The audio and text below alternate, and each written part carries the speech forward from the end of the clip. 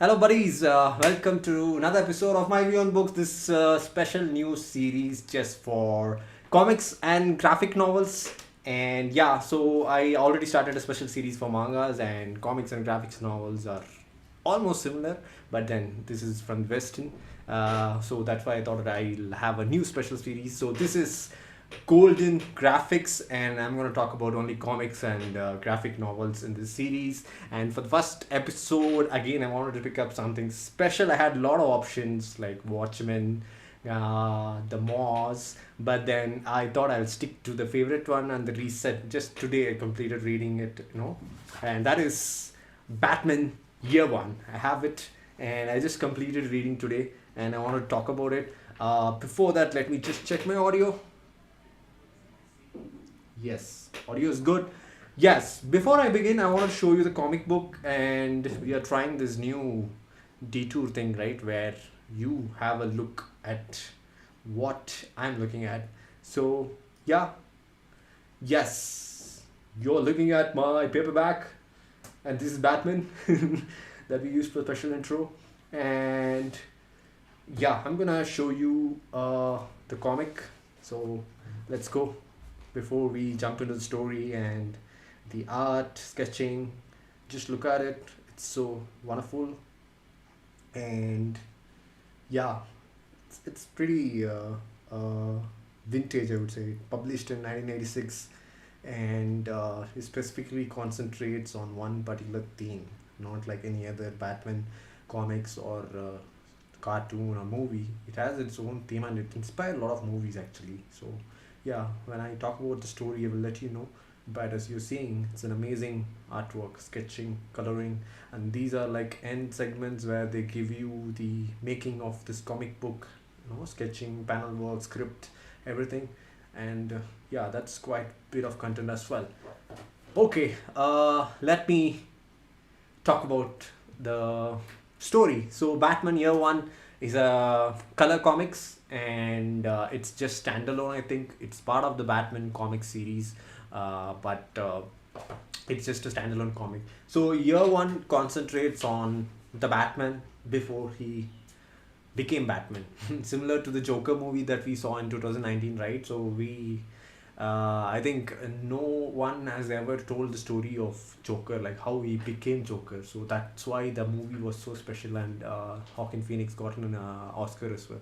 So here, Year One is similar to that, where we see Batman becoming Batman. So what made him choose particular cape, and then the mask and the bat symbol? So we get to see that. So Bruce Wayne, as we all know, the story is very cliched and typecasted.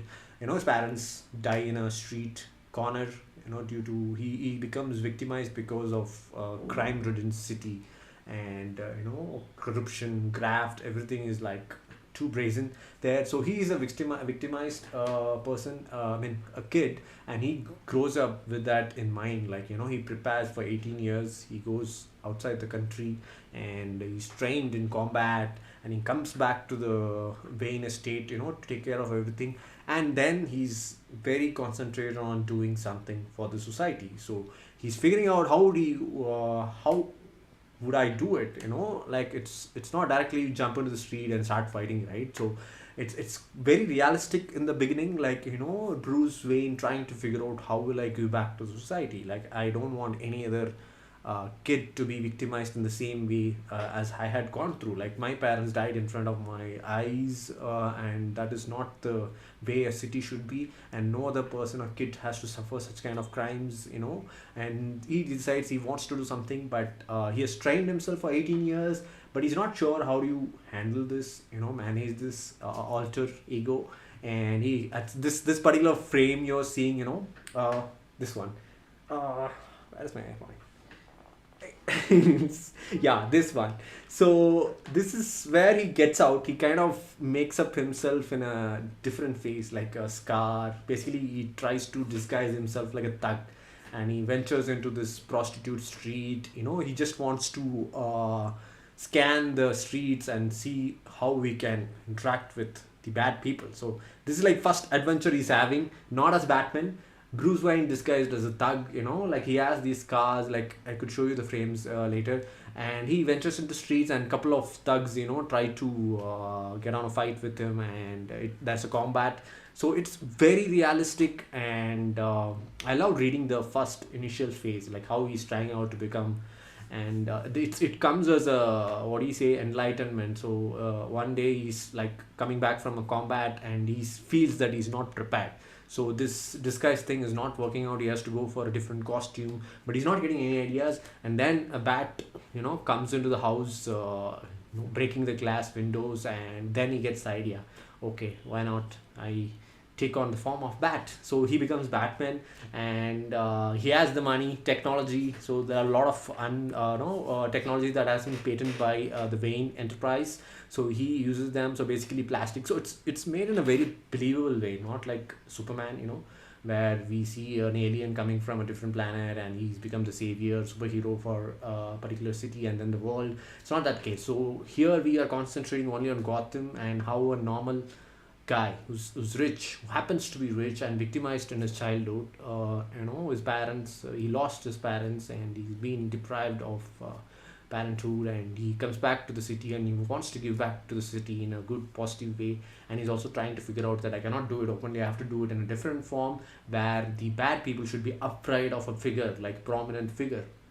So this is the main story of year one, but along with story we see characterization as well. So first, Batman, as I said, Bruce Wayne's characterization, it's one narrative, and there is another narrative where we see the chief commissioner of police, Gordon. So we see his characterization. In fact, the story starts with him, I guess. So there are two narratives in parallel, and it's very contrasting. So we see the narration of Bruce Wayne becoming Batman, and also we see the chief commissioner of police, James Gordon. He comes. He's been posted to the city. He's not very interested, and he and his wife is expecting a child. So he's really worried. I cannot quit the cop job, as well as I have to be serving a city where there is, except him, everybody is like corrupted. So it's very challenging for him how a honest cop thrives in a crime ridden city, and how he brings up his baby along with his wife Barbara. So that narrative is also very interesting. I felt one of the reasons this comic is like all time best is because of the characterization of Bruce Wayne, and in balance with James Gordon, the chief commissioner of police.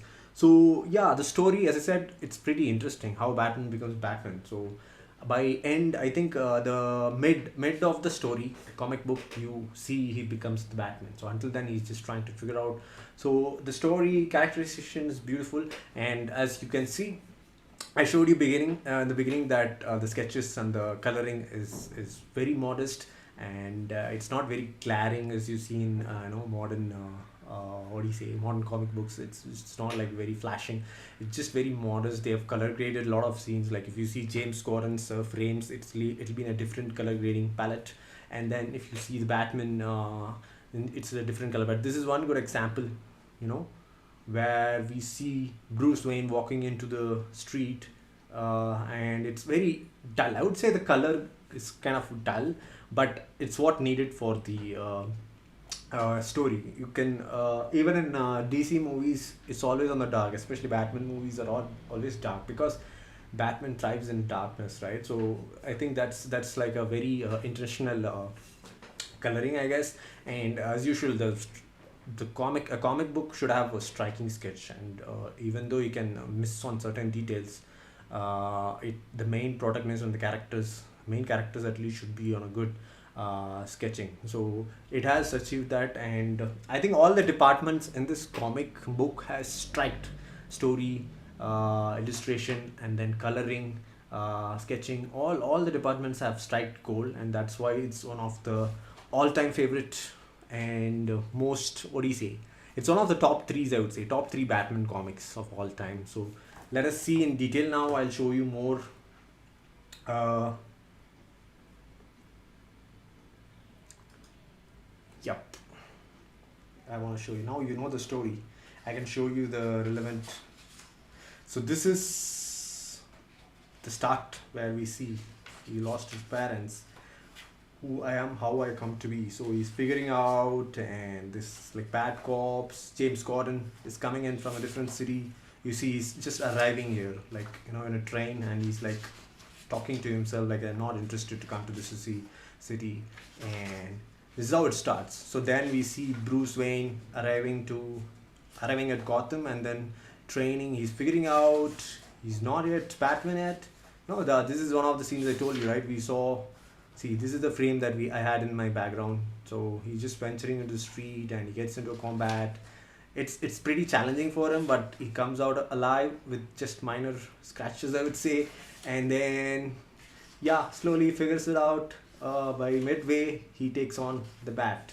So if you see, exactly. So he comes back from a combat and he's seriously injured, and then the bat comes in, crashing out of the window glass, and then he figures out I will take on the bat form. And by chapter 2 he becomes Batman, and he tests the new costume.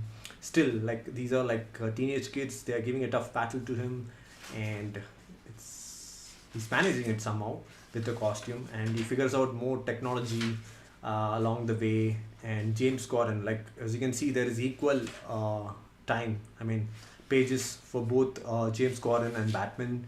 And at one point of time, they all the cops, including James Gordon, want to catch Batman, because the mayor as well as the media is trying to portray Batman as a, what do you say, criminal, not exactly a crime fighter, vigilante, but a criminal. So everybody wants to catch Batman, including the honest cop James Gordon. But then he realizes that Batman is actually a good guy who's trying to save the city. So yeah, this is, I think, totally 5 chapters, and towards the end, James Gordon and Batman become, what do you say? It's kind of obvious open ending. Like, they become friends and try to fight crime in the city. And these are like additional bonus segments where you see the sketchings and makings of all these comics panels that we saw before. Yes, and yeah. So it's pretty amazing. I was in dilemma whether I should collect these comics in Kindle or, what do you say, paperback. Kindle doesn't have color, so there's no use in buying comics, especially color comics, in Kindle. So if you're going for a Batman, Superman, or any superhero comics, I think you should purchase it. That's going to be awesome. And do read this. I loved reading this. I'm gonna explore. I was exploring more Batman comics after reading this. Frank Miller has done one more Batman comics, so I'm gonna read more Batman comics. I've read all. I think I Am Gotham. I think I've read that was my modern comic book. So this is from 1986. So they made it in 1986. Do read it, and yeah, this special series, Golden Graphics, I want to talk only comics and graphic novels, and I will be coming live for talking about mangas, comics and graphic novels. And I've read a lot of mangas and comics, by the way, so I will be talking one by one. And I hope you guys enjoyed this special series, and I would like to continue this. I have so many books: Watchmen, Moaz, Palestine, and so many books to talk to. So I will try to come frequently and talk about comics and graphics novel as well. And yeah, do purchase it. It's available on Amazon or any bookstore. Comics are pretty famous and popular. So if you're a superhero fan and if you watch superhero movies, I'm telling you, it's better than watching movies, reading a comic book, because you kind of visualize your own movie in your head. So always try to read the books and then go for the movies. And thanks so much for watching. I hope you enjoyed this, and I'll catch you live in a different live stream. Until then, you're watching Medley with Maddie. I'm Maddie Dawson. Bye bye.